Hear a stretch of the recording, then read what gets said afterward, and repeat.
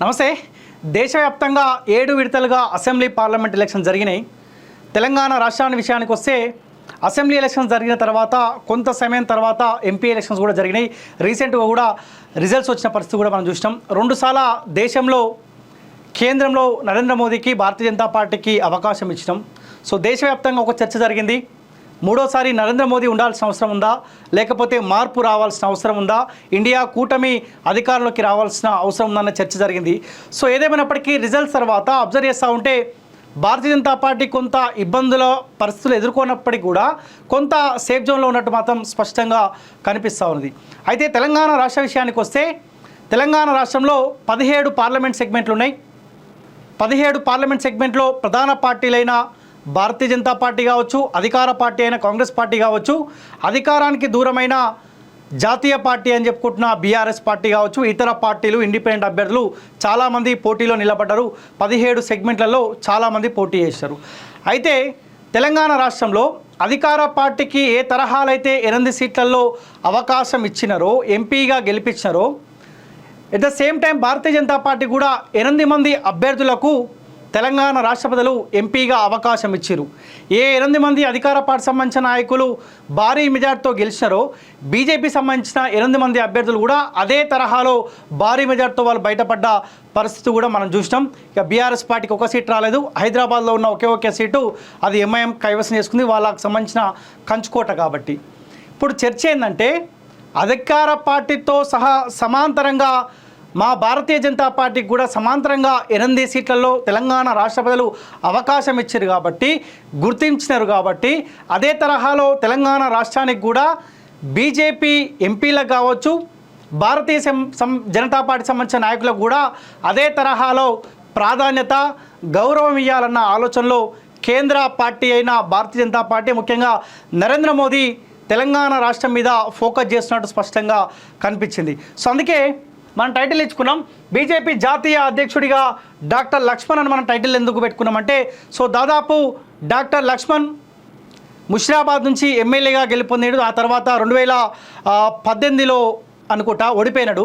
So ఆ ఓడిపోయిన తర్వాత కూడా సో బీసీలకు మనం ప్రాధాన్యత ఇవ్వాలన్న కోటలో భాగంగా సో అవకాశం ఉన్నప్పుడల్లా భారతీయ జనతా పార్టీ కేంద్ర ప్రభుత్వం డాక్టర్ లక్ష్మణ్ గారిని హక్కున చేర్చుకున్న పరిస్థితి మనం చాలా సందర్భాల్లో చూసినాం. అయితే ఈసారి కూడా అధికార పార్టీతో సహా మనకు కూడా ప్రతిపక్ష పార్టీ అయిన బీజేపీకి మన జరిగిన అసెంబ్లీ ఎలక్షన్లో కొంత మనకు ఎమ్మెల్యేలను ఇచ్చినారు.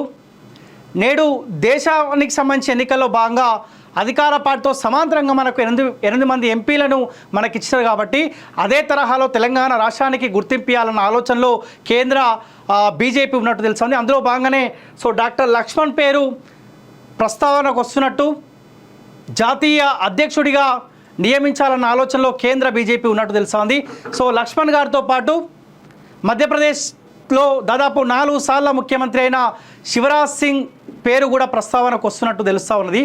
సో ఏదేమైనప్పటికీ గత కొన్ని సంవత్సరాలుగా మనం అబ్జర్వ్ చేసుకుంటూ ఉంటే తెలంగాణ రాష్ట్రం మీద కేంద్ర బీజేపీ పార్టీ 10 సంవత్సరాల కాలం పాటు అధికారంలో ఉన్న బీజేపీ పార్టీ తెలంగాణ రాష్ట్రం పైన పూర్తి స్థాయిలో ఫోకస్ చేసినట్టు స్పష్టంగా కనిపించింది. సో దానికి అనుగుణంగానే మొన్న జరిగిన అసెంబ్లీ ఎలక్షన్లో 2018తో పోల్చుకుంటే కొంత ఎమ్మెల్యేలు గెలవడం, దానికి తోడు అధికార పార్టీ ఆనాడు ఉన్న అధికార పార్టీ పైన బలమైన పోరాటం చేసిన ప్రధాన ప్రతిపక్ష పార్టీగా తయారైన బీజేపీ కాబట్టి సో ఇప్పుడు కూడా 8 సీట్లలో మనకు అవకాశం ఇచ్చారు కాబట్టి అదే తరహాలో హక్కున చేర్చుకోవాలి, తెలంగాణ రాష్ట్రం నుంచి ఎక్కువ మందికి జాతీయ స్థాయిలో గుర్తింపునిస్తే తెలంగాణ రాష్ట్రాలకు మనం ఇంకా దగ్గర అయిన వాళ్ళమైతే మన ఆలోచనలో కేంద్ర బీజేపీ పార్టీ ఉన్నట్టు తెలుస్తుంది. ముఖ్యంగా నరేంద్ర మోదీ కూడా అదే తరహాలో ఆలోచిస్తున్నట్టు తెలుస్తూ ఉన్నది. సో ఇప్పటికే డాక్టర్ లక్ష్మణ్ గారికి భారతీయ జనతా పార్టీ ఇప్పటికే చాలాసార్లు అవకాశాలు ఇచ్చుకుంటూ పోయినది.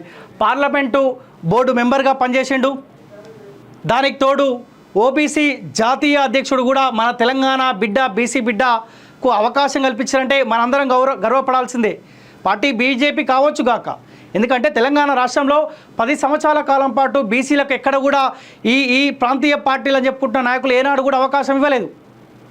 ఇప్పుడు అధికారంలోకి వచ్చిన కాంగ్రెస్ పార్టీ కూడా ఆనాడు వెలమబోయిండు, ఇప్పుడు రెడ్డి వచ్చిండు, నా రెడ్డిలే ఉండాలన్న ఆలోచనలో ఉన్నారు. ఇప్పుడు మన బీసీ బిడ్డ భారతీయ జనతా పార్టీ కావచ్చు కాక ఓబీసీ జాతీయ అధ్యక్షుడిగా బీజేపీ అవకాశం ఇచ్చింది. పార్లమెంటరీ బోర్డు మెంబర్గా అవకాశం ఇచ్చిందంటే నిజంగా తెలంగాణ సమాజం తెలంగాణ ప్రజలు గర్వపడాల్సిన విషయమే. దానికి తోడు మొన్నటిదాకా జేపీ నడ్డా జాతీయ అధ్యక్షుడిగా ఆయన కొనసాగినాడు. ఇప్పుడు తెలంగాణ మీద కాస్త బీజేపీ ఫోకస్ చేస్తుంది కాబట్టి డాక్టర్ లక్ష్మణ్ గారికి అవకాశం ఇవ్వాలన్న ఆలోచనలో బీజేపీ కేంద్ర బీజేపీ ఉన్నదంట. సో ఇద్దరు పేరు ప్రస్తావనకు వచ్చినప్పుడు మధ్యప్రదేశ్ 4 సార్లు ముఖ్యమంత్రి చేసిన శివరాజ్ సింగ్ ఎవరైతే ఉన్నారో ఆయన పేరు, డాక్టర్ లక్ష్మణ్ గారి పేరు ప్రస్తావనకు వచ్చినప్పుడు తెలంగాణకు ఎక్కువ ప్రిఫరెన్స్ ఇవ్వాలన్న ఆలోచనలో భాగంగా దాదాపు ఈయన పేరు కన్ఫర్మ్ చేసే ఆలోచనలో ఆ పార్టీ ఉన్నట్టు తెలుసా ఉంది.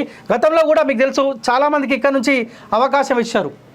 ముఖ్యంగా కిషన్ రెడ్డికి భారతీయ జనతా పార్టీ 2 సార్ల కేంద్రంలో అధికారం వచ్చినందుకు గాను కిషన్ రెడ్డికి కేంద్ర మంత్రిగా అవకాశం ఇచ్చినారు. కేంద్ర సహాయ మంత్రిగా ఆయనకు అవకాశం ఇచ్చినారు.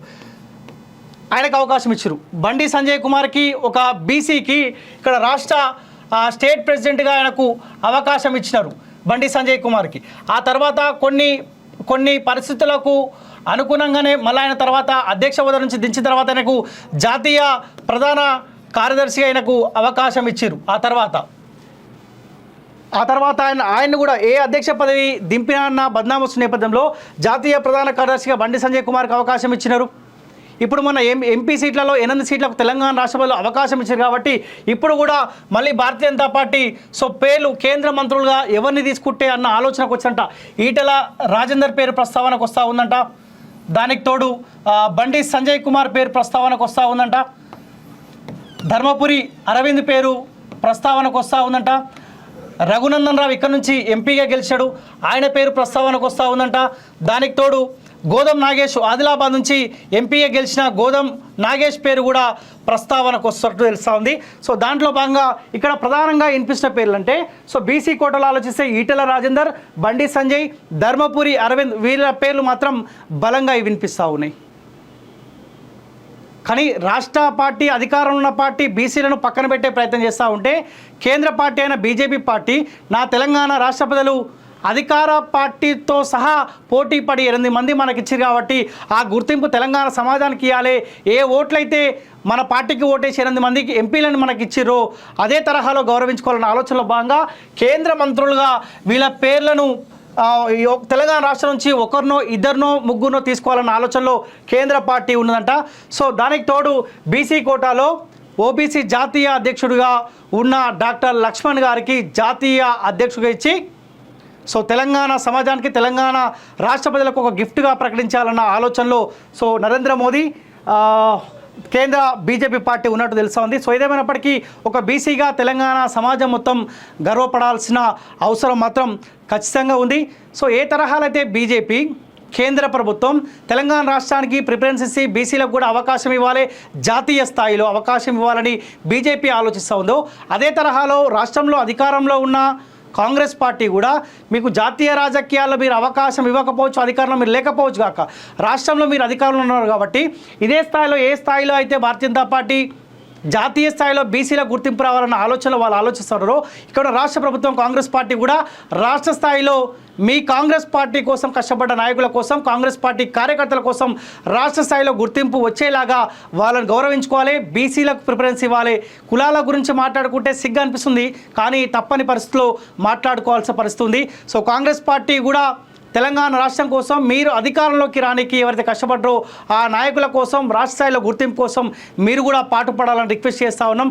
ఏదేమైనప్పటికీ ఇద్దరు పేర్లు ప్రస్తావనకు వస్తూ ఉన్నాయంట. మధ్యప్రదేశ్కు 4 సార్ల ముఖ్యమంత్రిగా సేవలు అందించిన శివరాజ్ సింగ్ తో పాటు తెలంగాణ రాష్ట్రానికి సంబంధించిన జాతీయ ఓబీసీ అధ్యక్షుడిగా ఉన్న పార్లమెంట్ బోర్డు మెంబర్గా ఉన్న డాక్టర్ లక్ష్మణ్ గారి పేరు కూడా కేంద్ర బీజేపీ కూడా ఆలోచిస్తున్నట్టు తెలుస్తూ ఉన్నది. చూడాలి కేంద్ర పార్టీ నుంచి ఇంకా ఒక క్లారిటీ వస్తే పూర్తి స్థాయిలో మీకు కూడా ఇన్ఫార్మ్ చేసే ప్రయత్నం చేస్తాం.